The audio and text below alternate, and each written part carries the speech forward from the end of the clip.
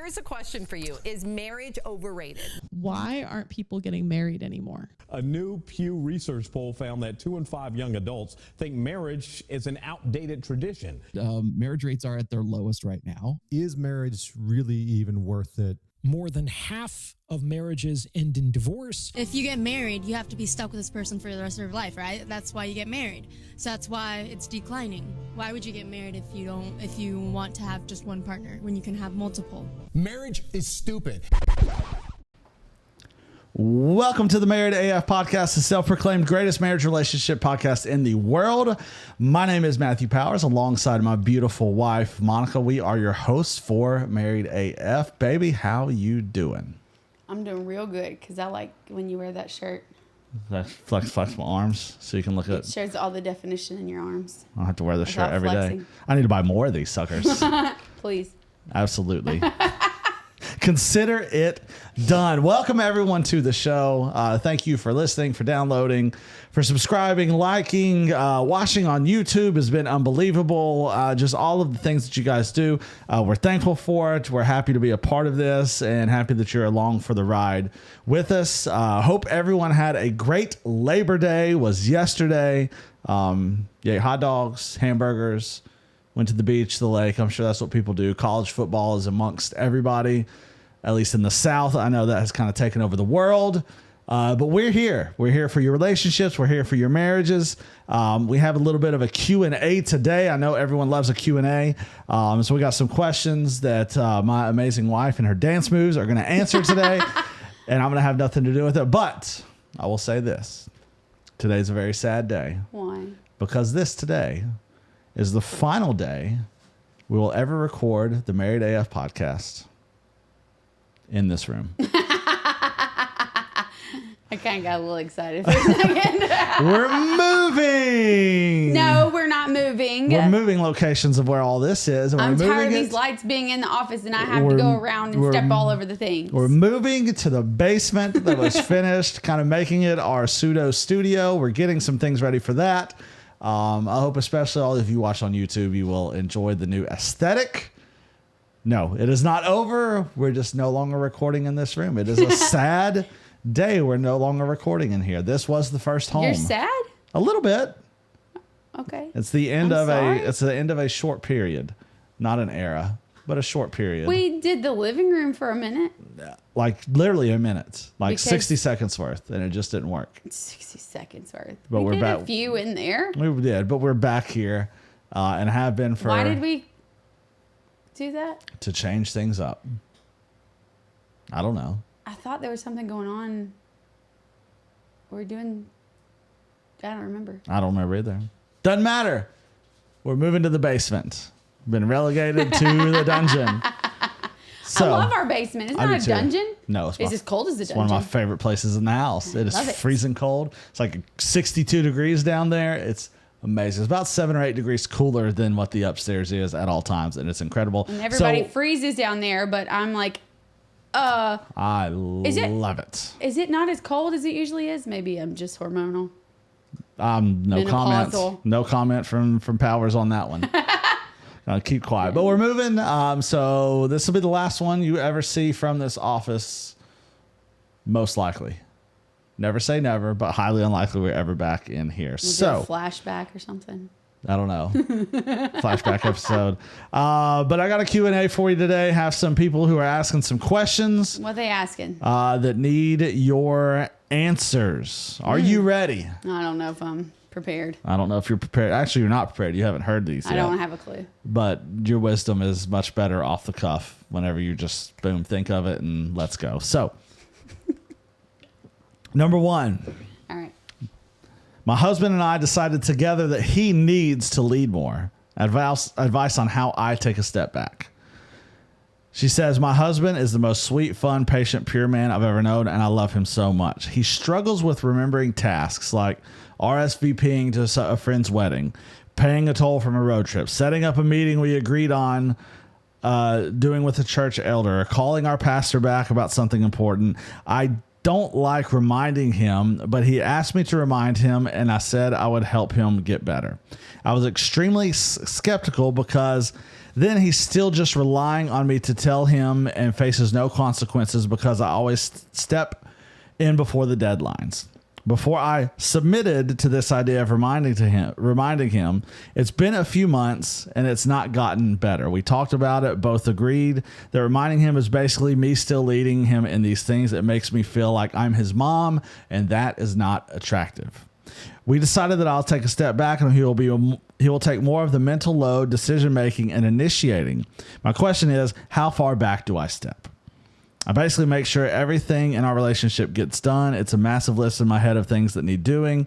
Do I just mention them? I will, of course, take care of duties we agreed on. I work from home, so I do the majority of the cleaning since it's only an extra few hours a day. But I do not act on any shared ones. I usually always do so he can feel the pressure of stepping up a little bit and at least mention them. We haven't even been married a year, and there has been some resentment built yet, but I refuse to allow it to build. I want to fix this now.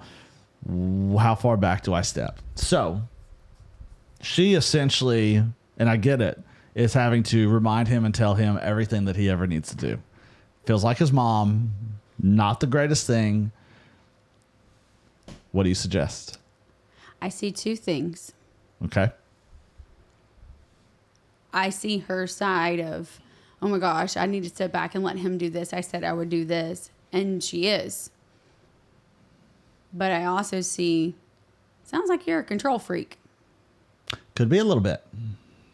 You got to make sure everything's done. You got to do this. You got to do that. And if you don't do it, it doesn't get done. My advice, stop reminding. Let him fail. I love that advice. Let him fail. Failure is the only way for us to It's a mistake. improve.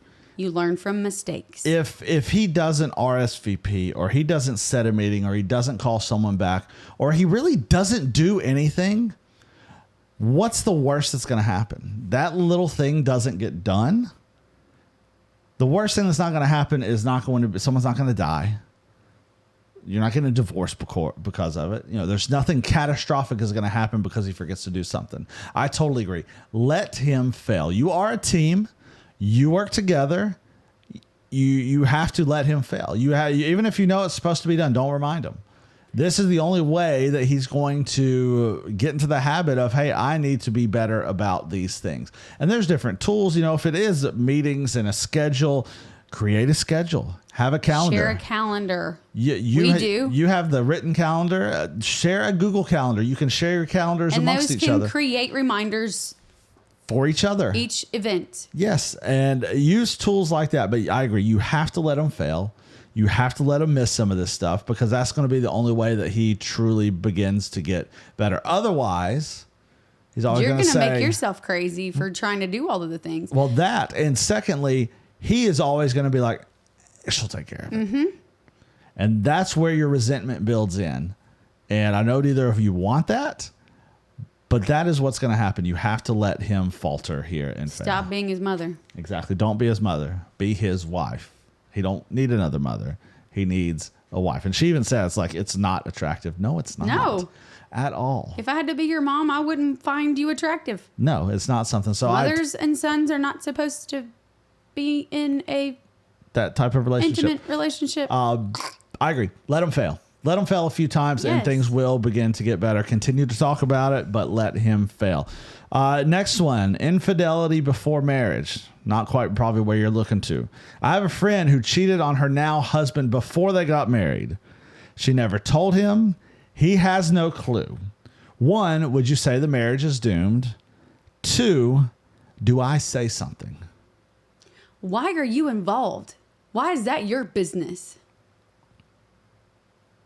That's stupid. It's definitely not. It sounds like you might be the one she cheated with. Ooh, odds are that was it. If you're probably not, but either way, if you're Vegas, stay out of that business. If he don't know, out of sight, out of mind in that situation, and they weren't married. Yeah, I would be curious, like, was this happen the day before the wedding, or did this happen like after they first met? Is this hours before they were to say I do? Now, it'd be best if she had come clean beforehand. Why don't you talk to your friend about it before you go to the man, spouse? unless she wants it to be done. And maybe she really wants a spouse. And she wants him. There's got to be alternative motives for you to continue to have a guilty conscience if you are going to continue to pursue this. Yeah, I don't think this is something you need to get involved with. Get a hobby. If it is eating at you this bad, you need to talk to your friend, not the husband, your friend. Would I say their marriage is doomed? Absolutely not. Now, holding on to a secret like that, yeah, it's going to be a tough one. It's going to be hard for you to be friends with this friend anymore. Well, for their marriage, that's going to be it's going to rear its ugly head at some point in time. It just is. Obviously, she's past it and not worried about it. It will rear its head, but if it's something that bothers you that much, then you definitely need to talk to your friend about it. You're going to cause a divorce. It's not necessary. Didn't have to be that way. Next. At all. Next one. Sorry if that pissed somebody off. Oh, I'm sure it definitely would piss someone off. Just answering. Stay out of people's business. Mind your own business. Work on what you need to work on. Talk to your friend. This couple is caught between two churches. Backstory. We go to a small church. We'll call it Church A. And COVID nearly killed it. It is starting to come back, but our youth group is non-existent. Our pastor said it is fine if we go to another church, Church B's youth group, because my 14-year-old wanted that community. Totally on board with that. Get that. Fast forward. Our son is totally connected in Church B. We have been going to both church services because his youth group builds off the sermon. My son and I have been totally refreshed and fed from this new church, and now my son is on fire for the Lord. Our old church is struggling. Here is the rub. We were both serving a lot at Church A. My husband is even an elder, and I was on staff for about a year, but talked to the pastor about being burnt out, so we had chosen to not lead or participate in anything for the next year or so. I get that. Now, I am wanting to get active in Church B because I need fellowship and I need to love to serve and get involved. And since I was on staff, I find it hard to sit under the leadership as I have seen the inner workings of that church, Church A. My husband hasn't given any direction to any of it. It was mentioned that he would reach out to the pastor and let him know our hearts and dilemma and go from there, but he hasn't done that, and I don't want to be a nag. It is clear that I want to leave Church A and start fresh at Church B. My husband enjoys Church B, but just wants to attend and not serve. If you have any insight to this, I don't know what to do. I want to honor my husband and do the right thing, but it's hard because my son is getting so much out of Church B and I can't be in limbo. Okay. That's an easy answer. Elaborate on that, because Okay. I know you have a lot of thoughts of feelings, and even some, you can relate to some of this. Is she still employed by Church A? She is not. Okay. But she's going to Church B now, where her son is getting filled. Yes, but she's also attending Church A with her husband too. Because and her husband goes to both of them he too. could carry either way. But he's still an elder at Church A. He is. Okay. Here are your priorities: God, spouse, children, church. If your husband does not want to serve at Church B, fine. He can be doing other things. You don't just have to serve at church. An hour on a Sunday just to show up and serve, you are not really serving. You need to be serving throughout the week, all the time, because our life is not about us. Mm-hmm. If your priorities are in order, you would know that this is the easiest, most simple decision. Go to Church B. I lean that way. I understand why you were not into Church A. You've seen all the stuff. You've been part of it. And maybe because you know too much, you kind of feel like you need to stay there. But your husband's on board either way. He can still be an elder. But if it's failing, when it does fail, where are you going to go? But your son's already over here and your Church A has already said, yes, please go do that. If that's where your son's getting fed, We yes. at Cultivate Church are very transparent on find the church that's right for you. Yeah, we understand. If we that- are not it, please find someone. And even on a Sunday morning, we even say you have passed a lot of great churches to get here, and we thank you for being with us. That doesn't mean you have to be with us. Yeah, though we fully believe that, hey, if this is just a temporary stop, that's fine. The importance is being somewhere.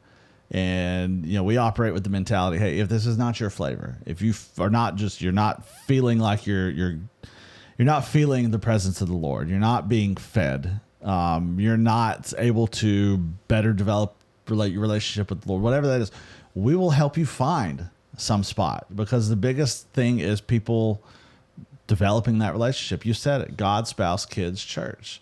For this couple, they need to be where they are growing spiritually with the Lord the most. Period. That is the only answer to this. If church B is the one that is you're really developing and you're being more intimate with Jesus and you're understanding that relationship more, that's where you need to be. If church B is just cool and hip and the son's friends go there, continue to go to youth group there. Continue to let him be a part of that. But if you're truly getting fed and being discipled at church A, then that's where you need to be. You need to have that conversation together of where are we bettering our relationship with the Lord? And that is the only answer. So what if you know the inner workings of church A and you don't like it? If you don't like it, then why are you still attending? Well, not even that. If you just don't like the way some of the things are done, but you are being discipled and you're growing with the Lord there, that's where you need to be. And you need to have that tough conversation with God. Like, God, why am I feeling this way? God, reveal something to me to help me not feel this way. If you know you're getting fed there and you know you're being built up there, it's an easy decision. It's not an easy decision, but it's a simple decision. Where are you developing your relationship with God the most? And that is where you need to be. And how much have you prayed over this situation? If you're reaching out, asking this question, you need to ask yourself, are you asking God what you should do? But if God is number one, you would have already done that. Totally agree. Because he's got to be number one in this situation. Completely has to be number one. So I truly think that the easy answer is where's the relationship with God being developed the most? And wherever that is, whether it's church A, it's church B, it's church C. I don't know. Being at church is super important. Mm-hmm. But like you said, it's not about showing up for an hour a week and serving. Not to be seen while you serve. No, it's about the other 6 days of the week, the other times. Our jobs and our spheres of influence are the greatest mission field. It's not the church. The church is a great place to be. It's a great place to be discipled, to develop relationships, to be in community, to get your cup filled. But it's what we would do with that matters so much. The church is not just four walls. No, it is us. It is the people. And what you're doing Monday through Saturday, that matters equally as much as what happens on a Sunday, because you're able to really go out and have conversations with people that would never step foot in the church. You're able to live your life out loud for people who would never step foot into the church, where they look at you, and it's not going to be an overnight thing, but years may go by and there's just, man, there's something, what is up with that person? What is going on with them? And that's when you're able to really do what the Lord has asked you to do. So simple answer, where are you developing your relationship with God the absolute most? It's where you got to be. It's where you got to go. I got just a couple more for you. You ready? Okay. I was in a Zoom meeting for work with the camera on. My husband walked by naked.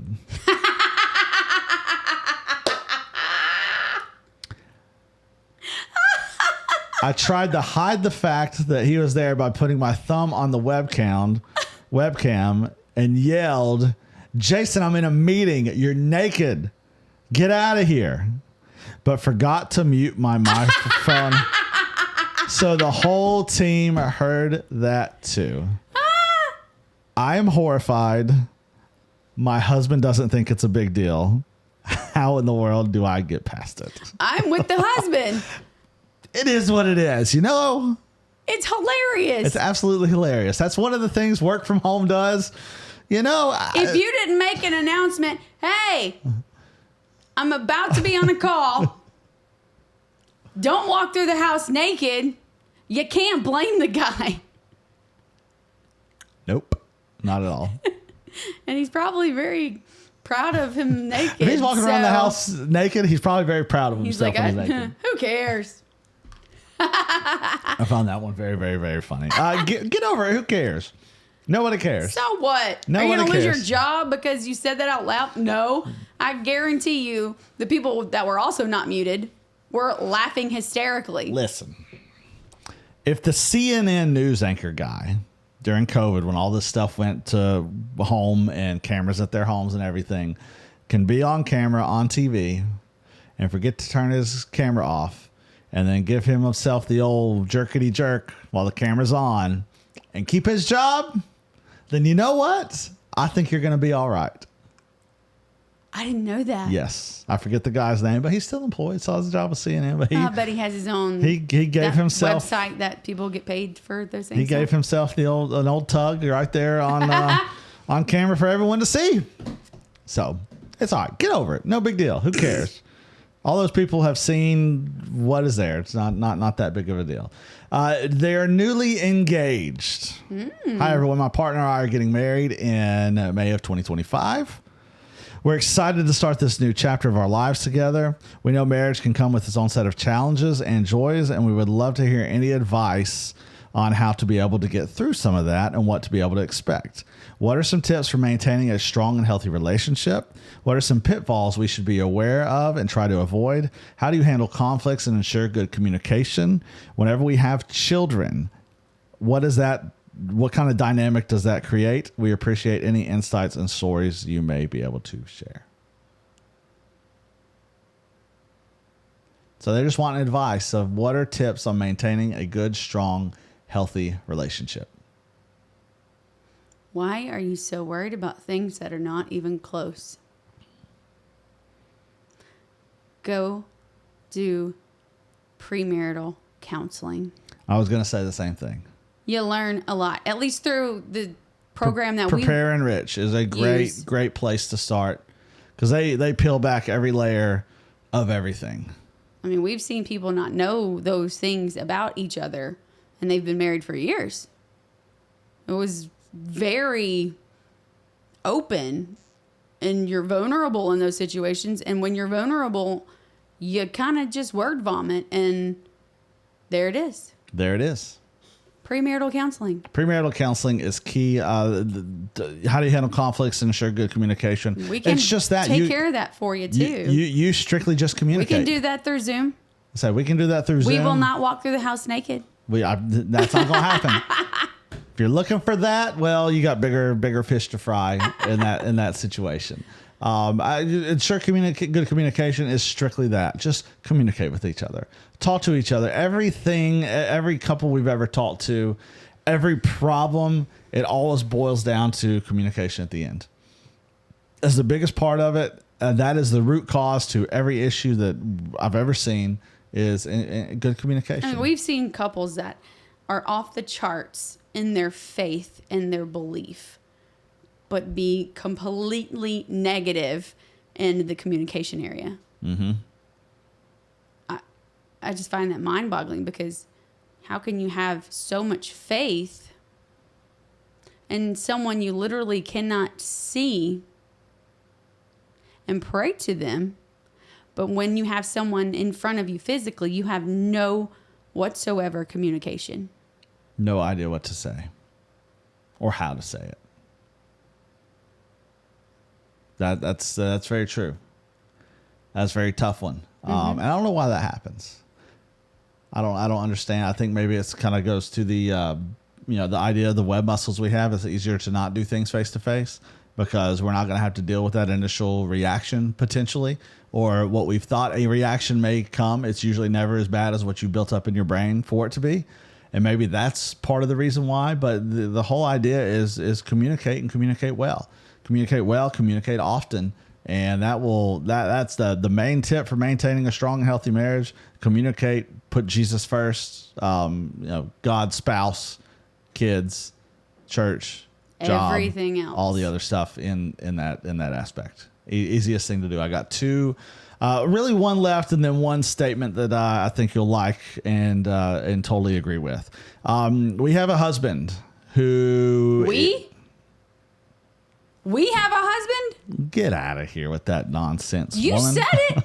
Who is the we? There is a husband. No, I'm just saying that there's a husband. Oh, okay. Not we. This is not Mormon sister I am wives not type sister wife in situation. this. I ain't answering questions for you. You stupid. Nope, not. I don't not, care how many friends that just might have lost me or your YouTube people have gone now because I said that's stupid. We're not about that life at all. Yeah, no, we do not have a husband. We don't share. We don't have a husband for sure. None of you should have. No two people should have the same husband, or three people, or four people, or five. It doesn't work that way at all. All right, so there is a husband. Okay, let's go. That's way better. Who husband and wife essentially who are involved in the church, and their kids seem to not really understand the relationship with Jesus. They're teenagers. They seem to be rebelling against it, and they really want them to be able to have a relationship with Jesus. How in the world do they get to that point? That's an easy answer too. Obviously, if they're rebelling and not seeing and having that connection that you want them to have, they're not seeing you live out your connection. I am hardcore against pushing my children into believing something that they don't. Do I want them to? And this goes for anybody. And there are people out there, there is one God, and that's the only God. I believe that Jesus Christ, God, the Holy Spirit, they are the Trinity. They are 3 in 1. They are one. There is one God that is over all the other gods, and that's the God I serve. But the Bible also says there are other gods. Do I believe that there are other gods? Absolutely. But I do not believe they are the God. I want to pray to the God. I want to be with the God above all other gods. The creator of the universe. Exactly. I'm not going to push my God onto somebody. I want them to see. I pray for our kids when we drop them off at school every morning that they are the light in the darkness and everything that surround them, and people see that they are set apart and want to know why, and that opens up a conversation for Jesus's name to be brought up. I totally agree. If you are not living your life on purpose for Jesus, and no one sees the way you want your children's lives to be radically changed and have that relationship and that connection, if you're not living it out yourself, there's no way they're going to follow in your footsteps. Our children see how we are, that we live the same life at work, at church, at home, the ballpark, coaching, all the things we do. We are the same people. I agree with that. I think it's mostly you have to be authentically in love with Jesus and walk through that every moment 100% of every day. And yes, there are going to be times where they rebel. There's going to be times when they don't get it. And this goes for anybody who you come in contact with. There's going to be people who do not understand what Jesus is all about and how you could believe in something like that. But we show people just by the way we live. We show people by loving those people and being kind to those people, being empathetic and compassionate towards those people. And that's all you can do, whether it's with your wife, your kids, your people you work with, your friends, whatever. I think one important thing to realize is whenever we focus on the relationship with Jesus, we have to know that it flows through me. It's not from me. I'm just going to be a vessel for you, God, and you use me however you decide. It's not from me. It just flowed through me. I was the fortunate enough one who you chose in this path with this person, and I'm going to let anything that you want flow through me. And I get there's times where you you doubt. There's times where you don't feel it. There's times where you're like, God, where, like, are you there? Like, where have you gone? Have you been there. Completely abandoned me? And that's the importance of having people in your life who are so authentic, who love you, who don't want anything from you. They only want to see things for you. And that is understanding that, hey, it's not from me at all. It is strictly through me. I'm just going to let Jesus work through me, and that's going to be it. And that's all that it takes. And it's not quick. It's not easy, but just being obedient and being faithful in that, you will see the fruit of that labor at some point in time. May not be on this planet, but it may be that time you get in heaven and Jesus is like, hey, you remember so-and-so? Remember whenever you thought not? Remember whenever you doubted? Well, because of you, he made it. Yes. That's all we can hope for. And It's all how we can much do. love and respect are you giving those children, especially teenagers? Because if you're not giving them that love and respect, they're not going to respect you. And of course, they're not going to do anything you want them to. No, they're not. It makes me think of young Sheldon. When he is hardcore, does not believe in God. But every Sunday morning, he's at church with his mother. He is. And he even says in one episode that he goes and lives with, I think, 2 professors that are also atheists. Mm-hmm. And they sit down for dinner, and he just reaches out his hands to hold hands to pray. And they're like, why would you do that if you don't believe? Because I love and respect my mother, and that's what she does. And he was instantly ready to go back home. And it's those, and those are the things that you don't see. And it's hard to see that those seeds are being planted. But by doing it every day, being faithful even when you don't want to, continuing to try and serve Jesus even when you don't feel like it, to try and just worship and praise him when you don't want to, those are when the moments when it pays off, when you think it does not matter, this isn't doing anything. It takes time to reflect, but those are the seeds you're planting that you never know about. Yep. And that's my advice there. Just be the vessel. Last one. Guys, take pictures of your wife. I know you guys are told you don't take good pictures, and maybe you don't remember to take pictures most of the time in everyday life, but please do. Especially when she has gotten ready, when she looks nice, and especially when you have kids. It'll be sad later on when you look back and there's hundreds of nice photos of you and the kids, but none of her. I totally agree with this. I can see it in some sense because I'm awful at taking photos. But take pictures of your wife and kids when y'all are experiencing things and you're having fun. Your wife needs to be a part of that too. I think most men don't take pictures. It's always the wife who is making sure to capture a moment, snap a picture. I know you and I are both not great at it. You are much better at it than I am. But you are literally the reason why we have pictures of Big Poppy throwing our son a baseball. I got the one reason right. why we have pictures of Mookie Betts on his rookie season with the Red Sox giving our son a high five and autograph. None of that ever went through my mind. We are in the moment kind of people. We most certainly are. But I do agree that there are moments, and not to, we went to a concert the other night, and it aggravated us that there are people all around us who did nothing but film the whole thing on their phones. The guy next to us got pissed off because his phone ran out of storage. Yeah. And was cussing constantly because of it. Now, you don't need to film a whole concert. You don't need to film every little aspect of your life. But as we did, took a few pictures, but enjoyed.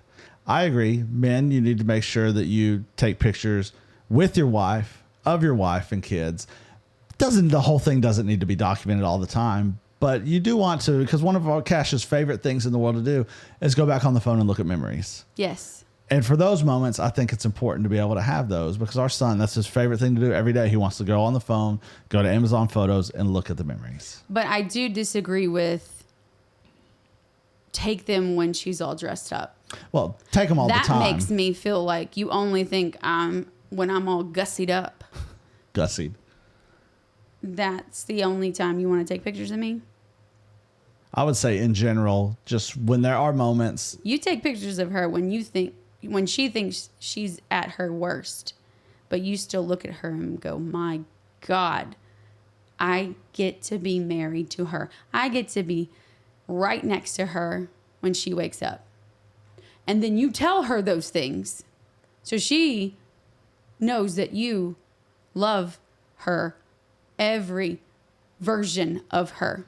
Whether she's got her lashes on, whether she doesn't, whether she's sweating at the gym, or she's ready for church on a Sunday morning. All of those, she's got to know that. And then when those memories do pop up years down the road, and she sees that, you can remind her of how much you love her. I remember why I took this picture. How much you love her, how much you desire her. I think that's good advice. We got to get out of here. Any final thoughts? There's so many questions. I like them. All righty. Keep them coming. We will. God, we love you. We are so thankful for what you do. We're thankful for this platform. And God, we just pray that it's yours, that we honor you throughout everything that we do, and that you just take it where you want it. Reach people who need it. Let people's hearts be open to just receive what it is that you can give them. You're the only one who provides peace in our lives. You're the only one who provides joy. And you're the only one who provides the love that doesn't make any sense at all. And God, we just pray people will be able to feel that and experience that in ways that they could never even imagine, to see life change take place. That's all we're looking for here. God, we love you and we thank you in Jesus' name. Amen. Amen. Play ball.